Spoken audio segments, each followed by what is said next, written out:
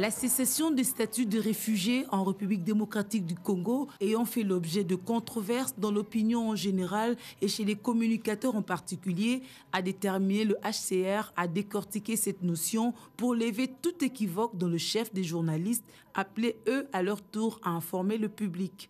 On a entendu pas mal de choses après la réunion de Pretoria et donc nous avons estimé qu'il était bon de pouvoir réunir les journalistes pour leur expliquer certaines notions qui sont techniques et donc qui méritaient en fait qu'on se penche un peu là-dessus.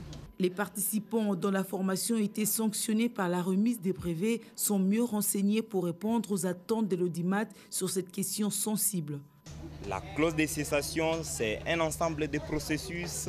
Nous venons d'apprendre beaucoup de choses qui vont nous aider, nous, journalistes, à bien écrire et informer le public sur ce qui se passe, notamment la clause de cessation avec les réfugiés rwandais qui sont en République démocratique du Congo depuis 1959. Pour les formateurs, cet atelier était d'une grande importance pour fixer les uns et les autres sur les réfugiés rwandais en République démocratique du Congo.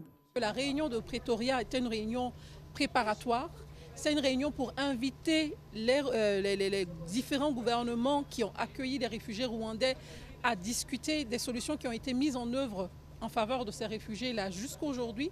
La RDC avait été conviée à cette réunion, bien entendu, parce que la RDC accueille le plus grand nombre de réfugiés rwandais actuellement.